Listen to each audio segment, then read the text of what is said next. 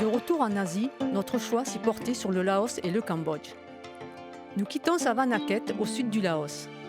Sans idée de trajet, nous décidons de nous fier à notre instinct et aux rencontres que nous allons faire. Le pays est idéal pour les cyclo-voyageurs. Le dénivelé est relativement plat. Le début du voyage est euphorisant. On part pour découvrir de nouveaux pays, un nouveau mode de vie. Les premiers tours de roue nous amènent sur les pistes cabossées et poussiéreuses. Nous prenons du plaisir malgré la chaleur.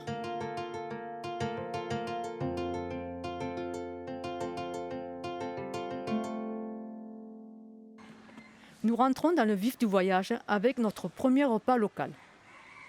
On va se ravitailler, on va manger un peu de riz avec des protéines.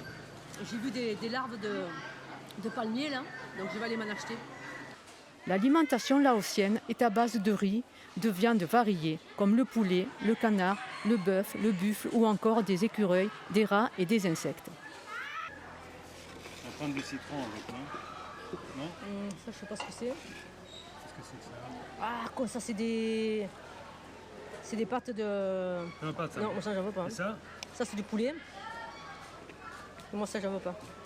Maman, ça non. Ça j'en veux pas.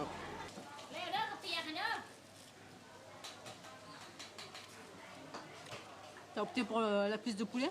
Ouais, mais alors, c'est sec, hein. Il fait 40 degrés, puis ça c'est sec, enfin, on va sécher comme des escrocs.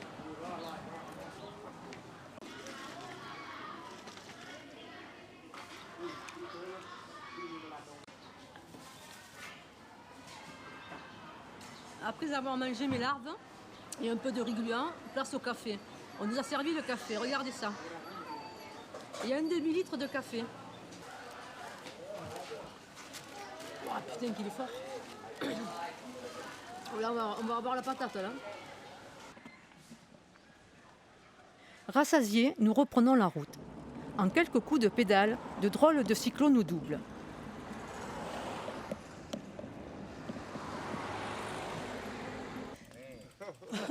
Oh c'est very speed, hein? Bicycle. France? France, yes. France, France, yeah. France, okay. Yeah. Korea. Korea? Oh, good. Nous faisons un stop pour échanger quelques mots sur notre voyage et nos vélos.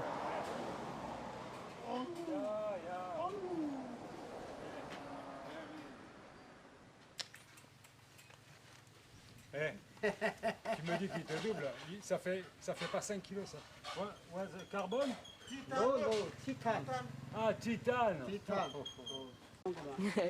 Nous repartons et en quelques secondes, nos Coréens disparaissent. Rendez-vous à Paksé. Tomorrow, taxi, yeah. Bye. Yeah.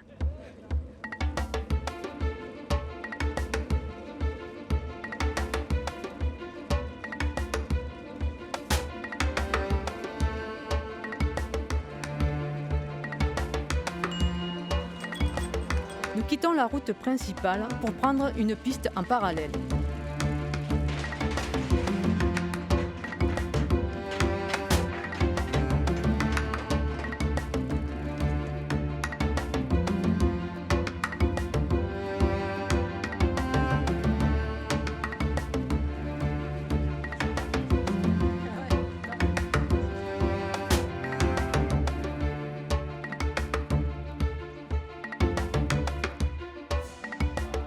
Un jeune moine rencontré sur le marché nous invite à visiter son temple. La religion majoritaire est le bouddhisme. Près de 70% de la population du pays le pratique. Le bouddhisme s'est propagé au Laos entre le XIVe et XVIIe siècle. Il s'est progressivement imposé à l'animisme.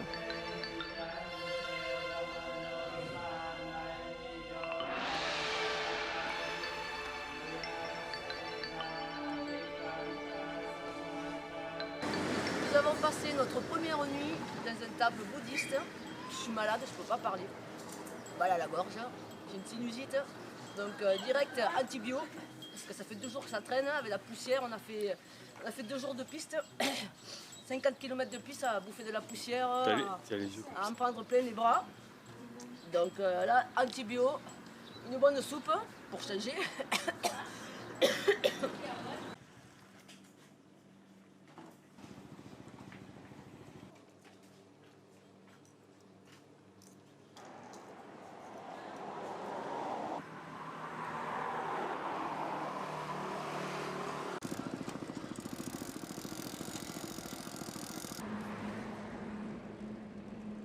Paksé est une ville commerçante au confluent du Mékong. Longue de 16 km, son marché est sans doute un des plus vastes du pays. Le volume des marchandises alimentaires est vraiment impressionnant. Tous les marchés d'Asie du Sud-Est sont un peu semblables, mais celui de Paksé nous a particulièrement marqués.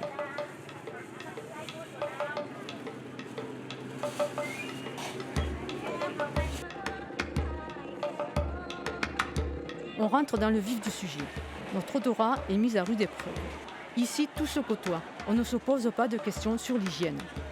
Certaines marchandises sont à même le sol, parfois dans la boue. Le poisson, les légumes, viande, fruits, tout y est. Les peaux de porc sont minutieusement rasées pour finir en saucisses.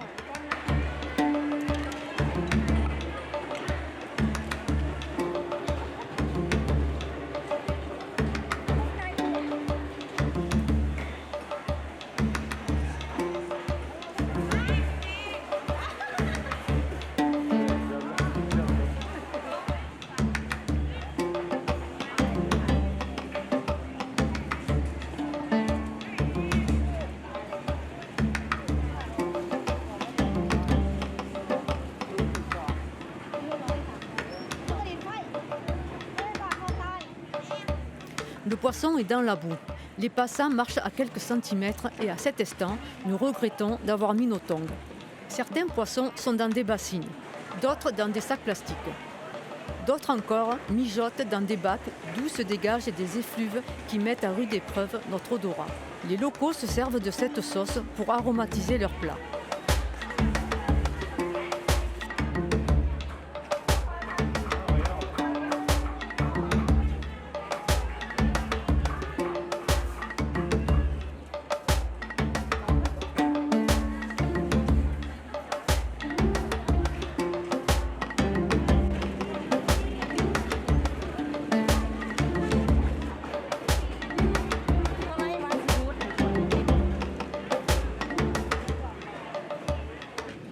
Des petits vendeurs de fruits et légumes sont installés sur le trottoir.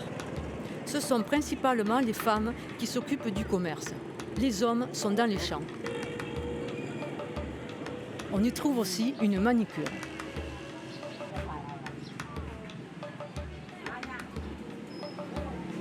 Des dizaines de transporteurs sont alignés les uns à côté des autres en attendant le client et surtout la fin du marché pour quitter les lieux.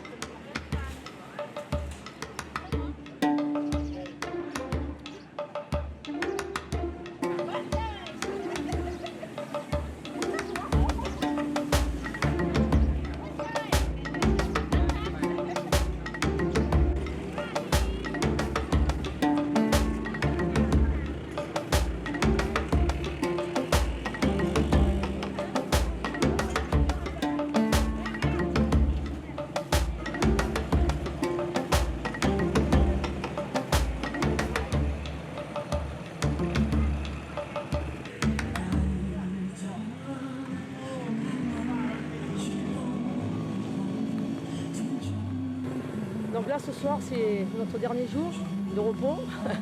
Donc demain on repart et pour fêter ça on va boire une petite bière, une bière locale, la bière là-haut. Et en plus on va prendre un petit apéritif parce qu'ils font des petites saucisses comme ça qui sont excellentes.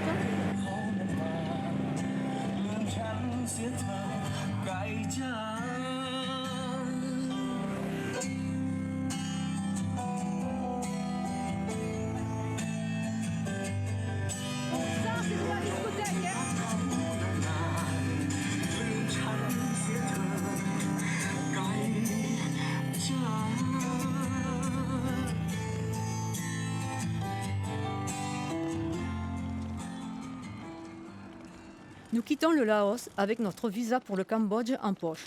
Les formalités ont duré quelques minutes. Ah mais c'est pas là, je vois qu'il y a marqué visa service, ça c'est pour les arrivées.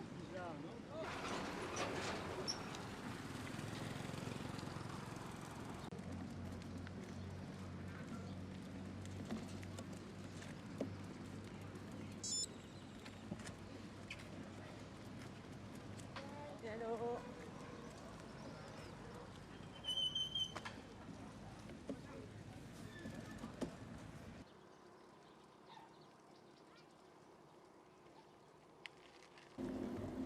Nous faisons un petit bout de route avec Marco. Il a quitté la Hollande depuis 8 mois et rentre sur la Thaïlande. Il a voyagé en Asie du Sud-Est et il termine son périple dans quelques semaines. Dès les premières lueurs du jour, les enfants en uniforme enfourchent leur vélo pour aller à l'école. Bercés par les fumées de feux de bois où cuisent des bambous remplis de riz gluant, délicatement tournés à la main, une joie paisible flotte sur ces campagnes. Besoin simple, plaisir simple, voilà ce qui fait vivre.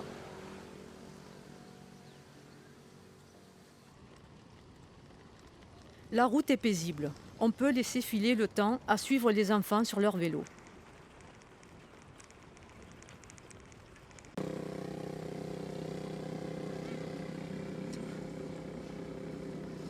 T'as juste un peu failli te vautrer, non? T'as failli te vautrer? Ravani nous donne quelques conseils pour les kilomètres à venir. Nous en profitons pour prendre un café et manger quelques biscuits dans sa boutique. Kilomètres? Kilomètre. Non, kilomètre. Ah, il y a la pancarte. À Phnom Penh, il est à 400 et quelques kilomètres, 491 kilomètres. Et ici, il doit y avoir encore À peu près 200, on doit avoir 260 km. 260 kilomètres pour aller à Siem Reap. Siem Reap et Angkor. Angkor Wat. Yeah. Ça va? Prends du café. Un gros paquet de cigarettes local. Ça, c'est du paquet de clopes. Ah bon? Moi, il y a des trucs à manger. Café au lait? Ah, mais des biscuits au chocolat, encore mieux. Des bons biscuits au chocolat. Voilà. Bien ça, même des biscuits au chocolat, des brioches. Le roi du pétrole. Nickel. Chang nous propose d'observer son savoir-faire de chaudronnier. Il forme son fils Anx au métier. Les échanges sont impossibles. Nous ne parlons pas cambodgien et eux ne parlent pas français ni anglais. Mais nous prenons malgré tout beaucoup de plaisir.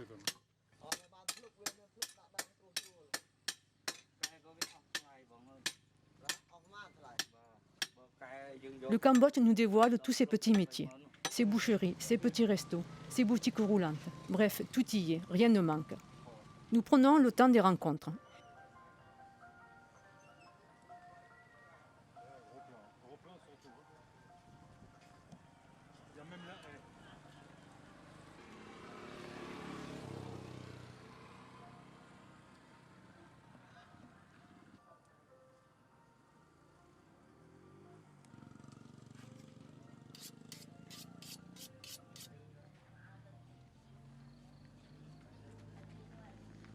C'est la moto, tu l'as pris.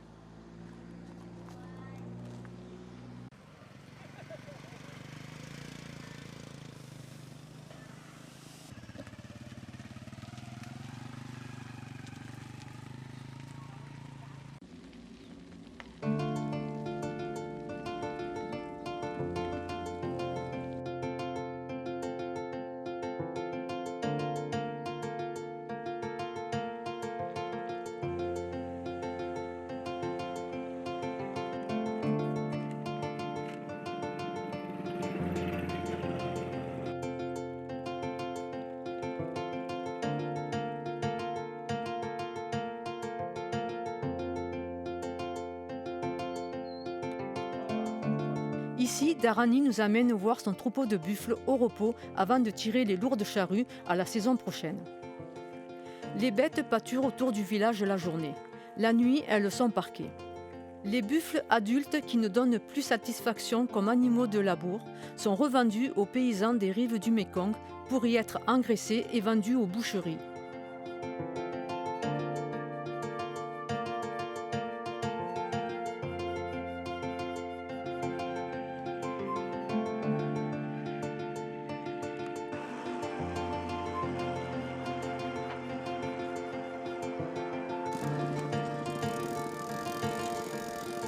Dans la brume matinale, nous croisons Hans et Eve, un couple d'Allemands qui voyagent depuis 1 an. Ils partent pour le Laos. Nous échangeons nos routes et repartons.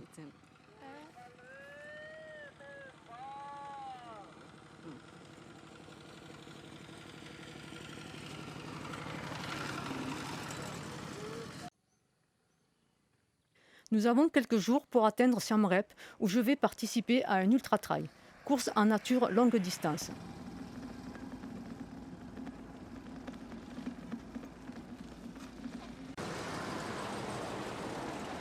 Après 800 km, nous atteignons Siem Reap. La ville possède la circulation la plus anarchique du sud de l'Asie. Il nous faut suivre une avenue parcourue par un flux continu de véhicules, motos, camions, voitures, tout y est.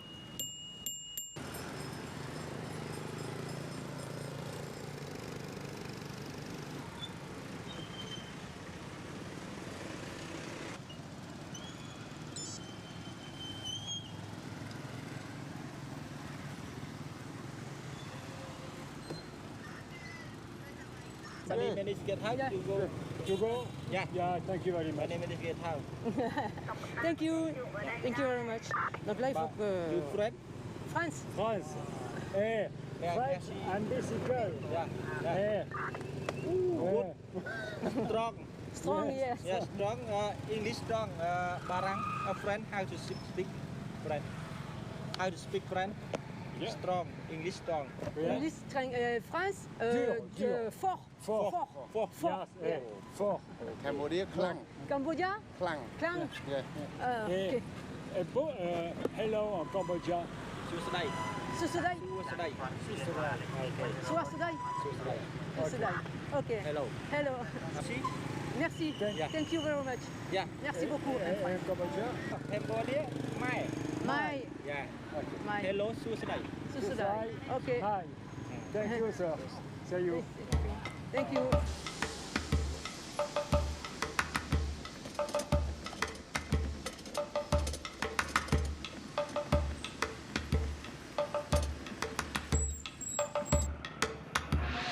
Nous avons retrouvé le calme sur les pistes d'Angkor. Angkor Wat signifie temple cité royale. Il fut construit dans la première moitié du XIIe siècle. Il est le symbole du Cambodge. Il était au départ hindou, puis est devenu bouddhiste au XVIe siècle. On considère qu'une armée de 300 000 ouvriers et 6 000 éléphants participèrent à sa construction. C'est Henri Mouhot, géographe français, qui fut le premier à le découvrir en 1860.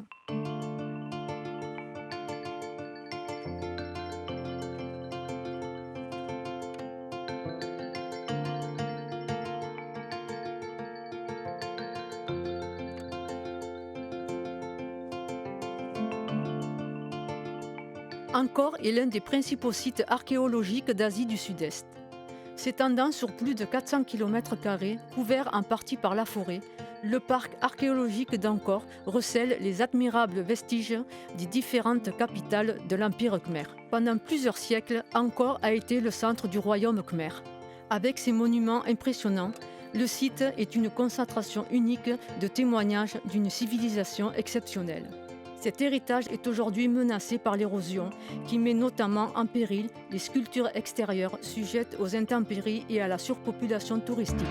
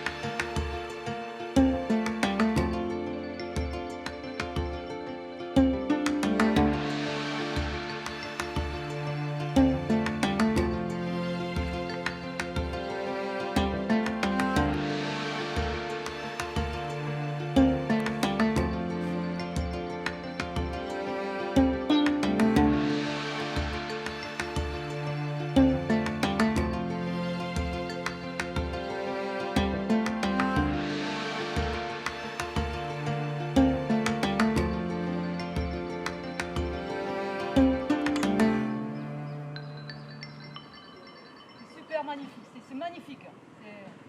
C'est vraiment un site impressionnant. Quand je pense que dans 2 jours, je vais courir au milieu de tous ces monuments, c'est un vrai bonheur. Je vais passer dans des endroits où les touristes ne vont pas. Aujourd'hui, on a fait les endroits touristiques. On a été obligé, quand tu viens à Angkor, de faire les endroits touristiques. Mais dans 2 jours, je vais faire la course et je vais passer dans des endroits où personne ne va. Même si je suis consciente qu'il va faire très chaud, que ça va être très très dur, mais je pense que je vais quand même prendre énormément de plaisir.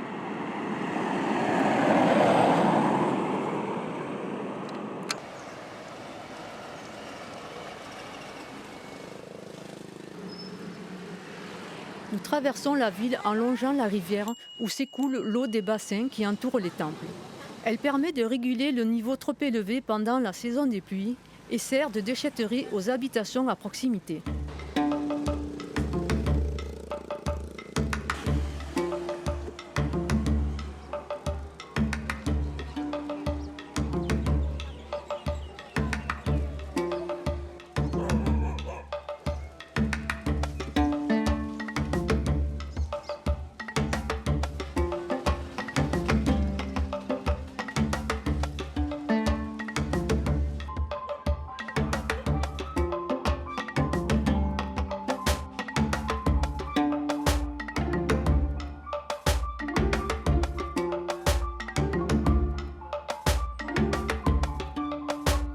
Loin des hôtels de luxe et du flux touristique du centre-ville, la vie est tout autre.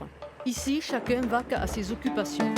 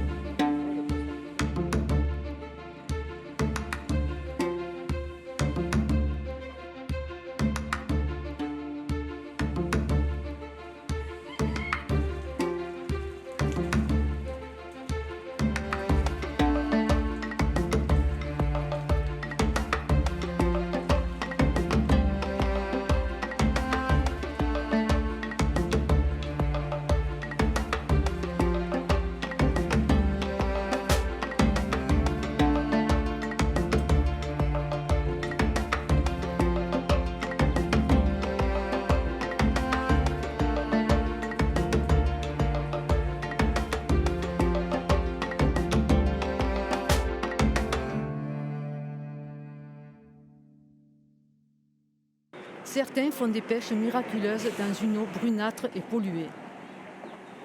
On y trouve même un crocodile éventré.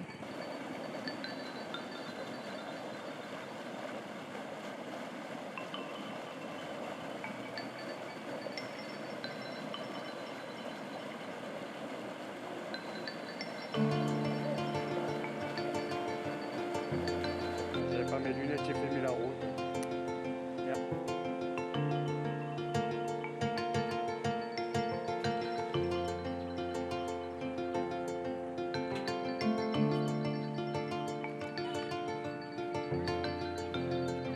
Les enfants veulent imiter l'écran, mais sans succès. Ils remonteront leur filet plus lourd qu'eux, mais vide.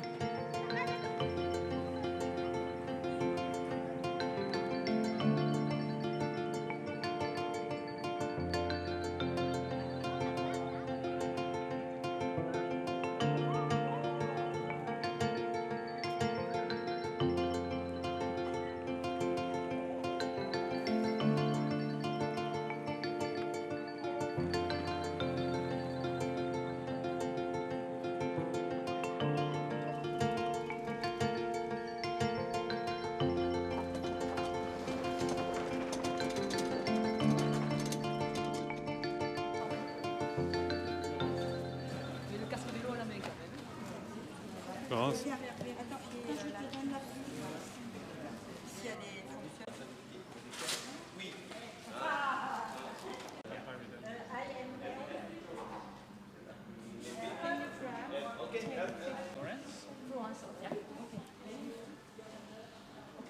Mais je vois pas ça. Florence. Florence.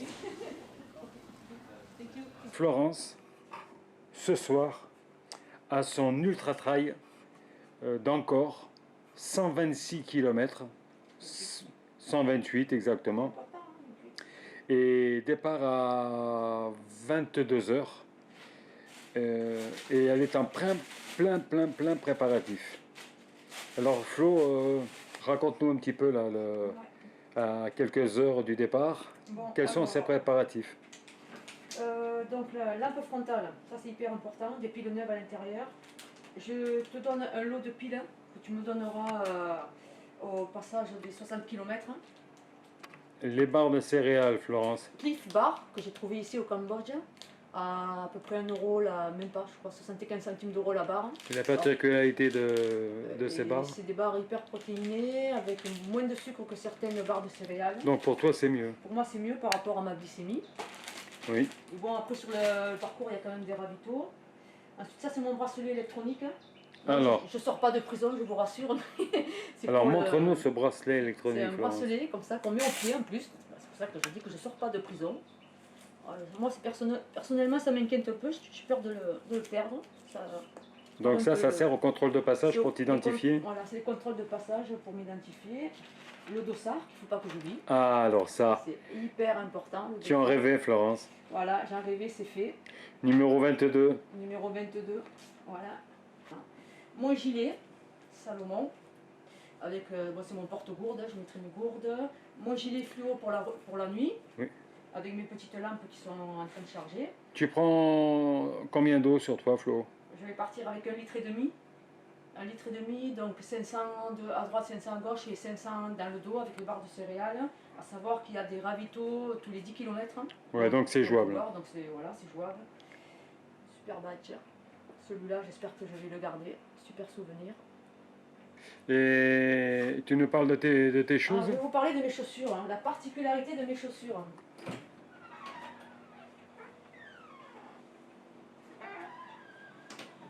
Alors pourquoi elles sont dehors?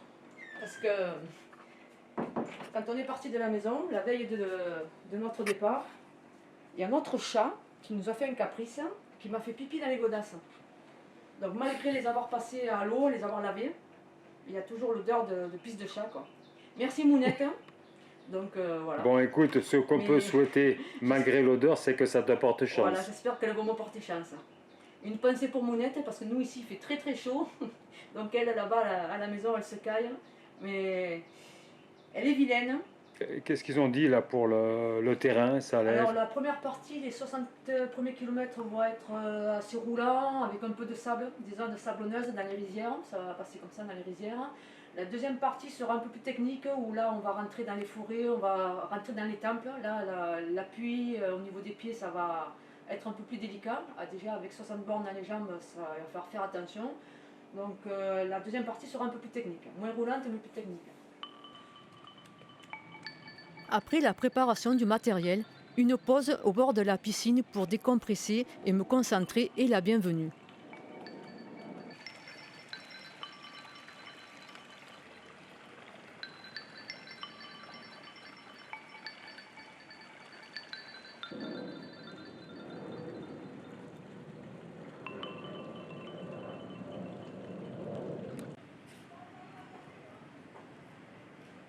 Ben voilà, c'est parti. Hein. On va prendre la navette pour aller sur le lieu du départ. Donc là, un petit peu la boule au ventre quand même, parce que c'est la première fois que je vais faire un ultra-trail. Première fois que j'ai passé une nuit blanche à courir. Donc on a le pass, le sac avec les affaires, on pourra se changer sur place. Et puis bon, ma foi, on verra bien. Hein. On va voir.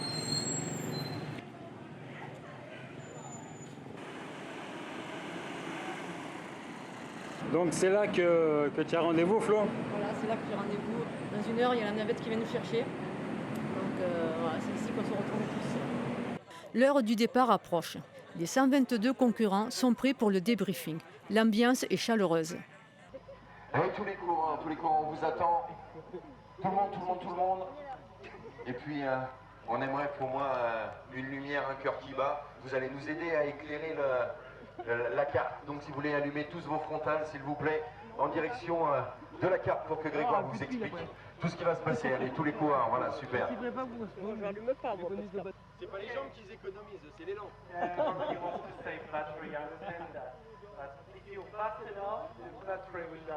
Ok, donc je vais vous faire le speech d'introduction et présentation du parcours. Pour commencer, un grand merci à vous tous de nous avoir rejoints sur cette deuxième édition de l'Ultra Trail d'Encore. On a beaucoup de surprises entre le moment où on fait le repérage et la réalité du terrain. Et depuis 3 jours, on a été amené à optimiser les tracés dus aux conditions climatiques par exemple, aux découvertes des nouvelles routes construites. Ce qu'on va vous proposer ce soir, je pense, va vous plaire. On a essayé de prendre en compte toutes les remarques qu'on avait reçues. Ce soir, comment tu te sens, Flo? Ça va mieux, je suis tranquille, là ça va, je suis sereine, donc on verra, hein, mais bon ça va, là je suis sereine. J'aimerais juste vous présenter l'autorise qui s'occupe du timing aujourd'hui.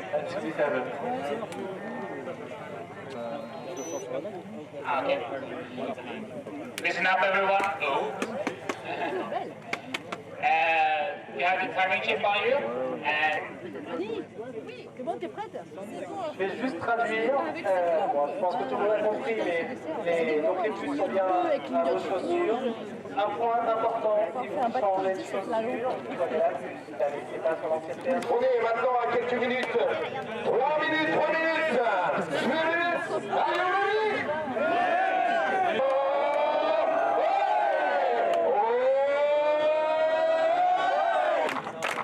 Allez, allez, 10, 9, 8, 7, 6, 5, 4, 3, 2, 1,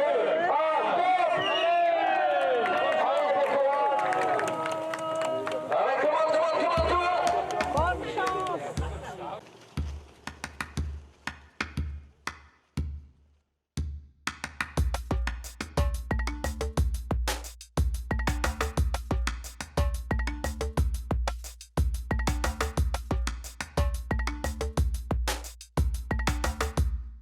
Le rythme du départ n'est pas trop rapide.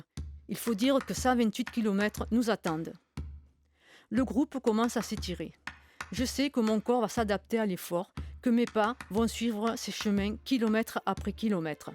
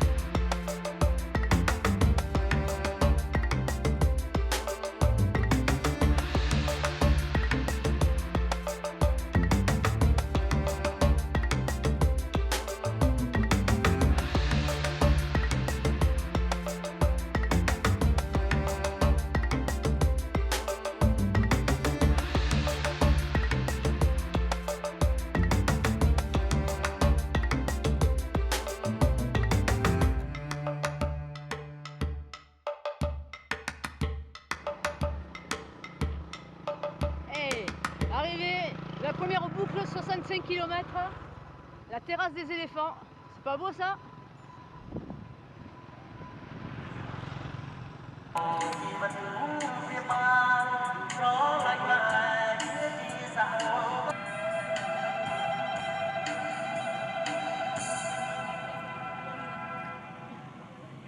Bon, Florence vient d'arriver, deuxième fille. Elle vient de faire son premier 64 km. Bravo, bravo Florence. Bravo Florence. Ça a été dur, hein, j'ai pris une claque. Et apparemment il y avait beaucoup de sable, non? Du sable, on a marché dans des marigots, donc on a les godasses toutes mouillées, on a eu du sable qui est rentré dans les chaussures. Je vais me faire masser un peu. Les sponsors sont Phoenix Voyage qui co-organise avec Sport Développement. Et un grand merci à... J'ai une ampoule. Vous avez pas les ampoules, s'il vous plaît? Et déjà, un grand merci à tous les... Florence a pris la décision de continuer, en espérant que tout va bien se passer. Voilà, je viens de quitter le camp de base. J'ai pris un peu plus d'une heure de repos, massage. Je suis allée voir le médecin parce que j'ai une grosse ampoule au pied. J'espère qu'elle va tenir. Si l'ampoule me laisse tranquille et si je garde ce rythme sans trop m'épuiser, je pense que ça devrait aller. Par contre, il va falloir que je mange. Il faut que je trouve une solution pour manger. Je comptais arriver aux alentours de 20 h, mais vu les circonstances, on va tabler plus haut. L'essentiel, c'est d'arriver. La journée est chaude, mes pieds sont brûlants. Dans ma tête, une relation intérieure semblable à un dialogue s'installe face à la douleur. Je sombre dans un autre monde.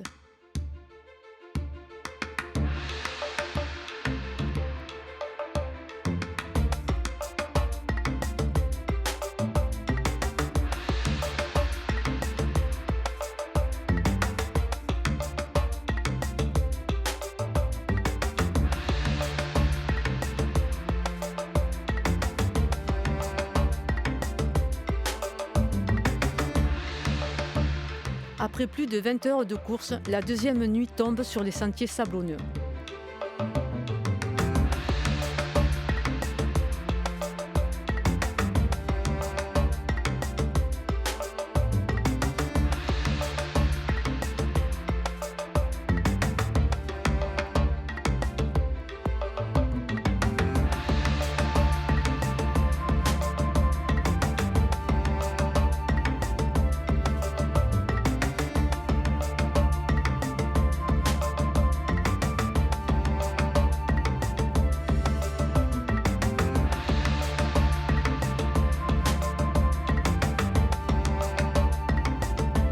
Je progresse tel un zombie. Je sens mes paupières qui s'arrêtent de lutter. Mes muscles ne répondent plus. Au détour d'un virage, je visualise l'arrivée. Une bouffée d'émotion me submerge. J'en oublie la fatigue. Je cours vers cette ligne. Plus que quelques dizaines de mètres et la délivrance sera là.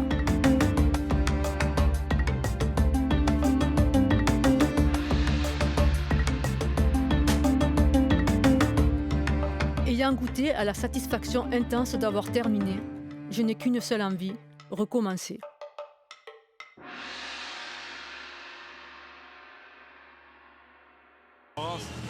Alors là, on part pour le bateau pour Battambang. On part pour Battambang. Alors normalement c'était un pick-up qui devait venir nous chercher parce qu'on a les vélos. Et en fait c'est un tuk-tuk. Et on est 1, 2, 3, 4, on est 6 personnes dans le tuk-tuk avec les vélos. D'accord. Voilà, avec nos amis. Ok. Nous touchons au cœur du Cambodge. Le Tonlé Sap marque le rythme du pays, fournissant l'eau nécessaire à la culture des rizières. Chaque année, la saison des pluies et la fonte des neiges himalayennes gonflent le lac. Pendant près de 6 mois, 16 000 km² de plaine sont inondés. Ce n'est qu'à la fin de l'année que la saison sèche redonne au lac une superficie 6 fois inférieure à celle de la saison humide. La navigation devient alors compliquée. Des familles entières s'entassent dans des maisons sur pilotis. D'autres habitations sont de simples petits bateaux qui se déplacent suivant la montée des eaux et la saison. Près de chacune de ces maisons-bateaux, un grand vivier entouré de bambous où sont conservés les poissons.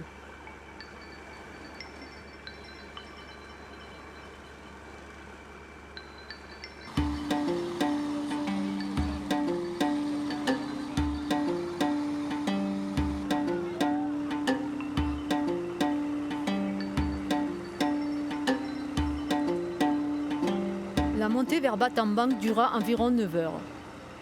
Quelques heures pour apprécier et regarder les paysages et le quotidien de ces habitants qui vivent sur le lac.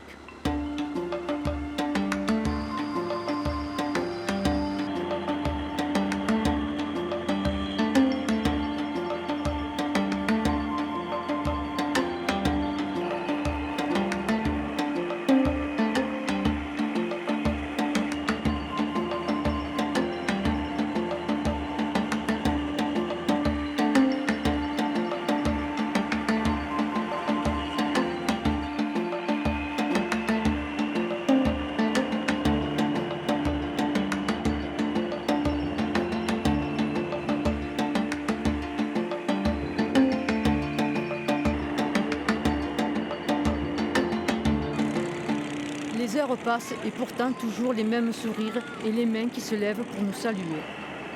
Impossible de s'en lasser.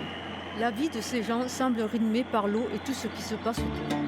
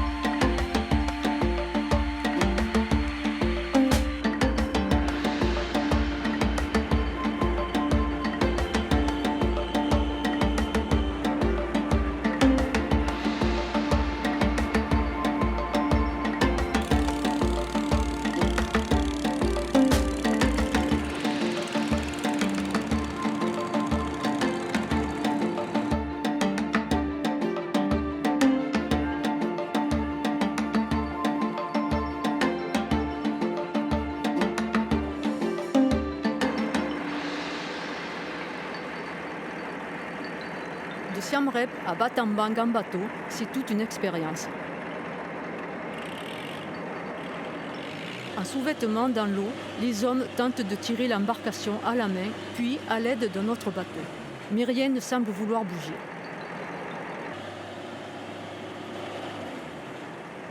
Après un effort considérable à l'aide de certains passagers, le bateau repart.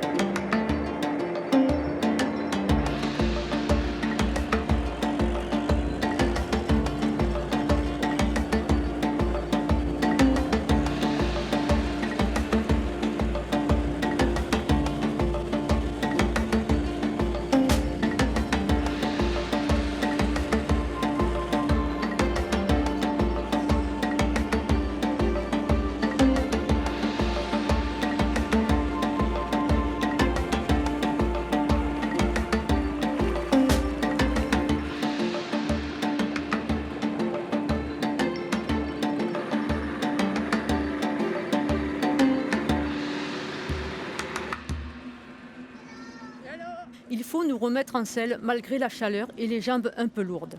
Direction la Thaïlande.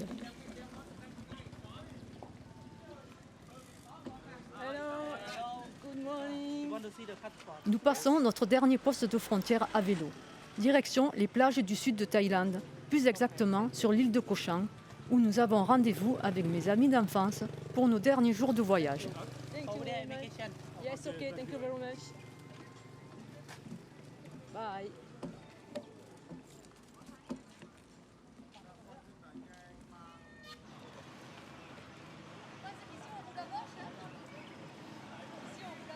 Oui.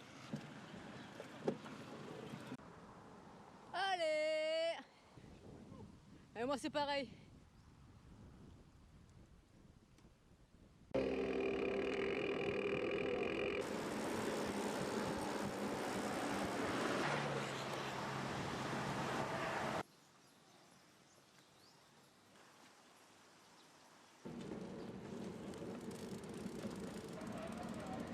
Le ferry qui convoie les locaux et les touristes entre le continent et l'île fend la mer turquoise. Cap sur la ligne montagneuse qui nous rassure peu. Nous sommes loin de penser que les derniers kilomètres vont être durs.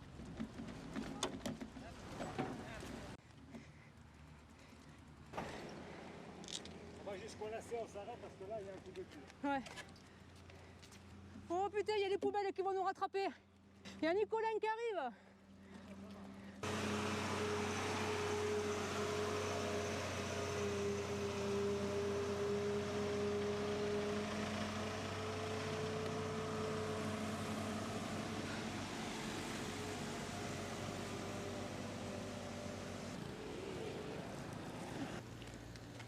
Ah mais moi j'arriverai jamais là, Chounet.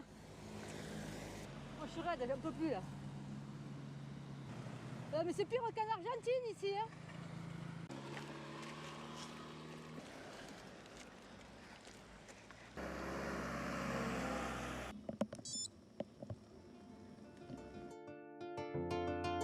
Loin des routes, au milieu des cocotiers, nous profitons de nos derniers jours de vacances avec nos amis dans une eau turquoise.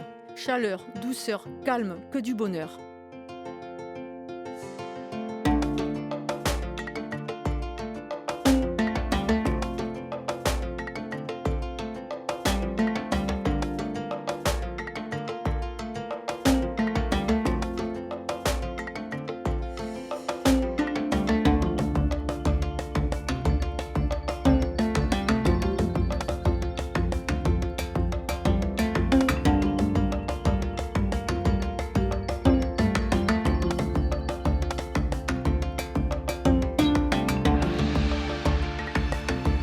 Voilà l'heure du départ. Nous avons longtemps rêvé ce voyage. Aujourd'hui, le rêve est accompli. Nous avons tracé notre route à travers le Laos, le Cambodge, pour finir sur les plages de Thaïlande. Des heures, des jours, des semaines de bonheur, de plaisir et d'effort. Sentir la fatigue d'une journée bien remplie, penser à la suite avec envie. Ce qui nous motive désormais, c'est de pouvoir faire glisser notre doigt sur une carte topographique et repartir. Il y a devant nous des chemins périlleux et magiques qui exigeront le meilleur de nous-mêmes. Ils nous offriront la magie de la nature et de belles rencontres.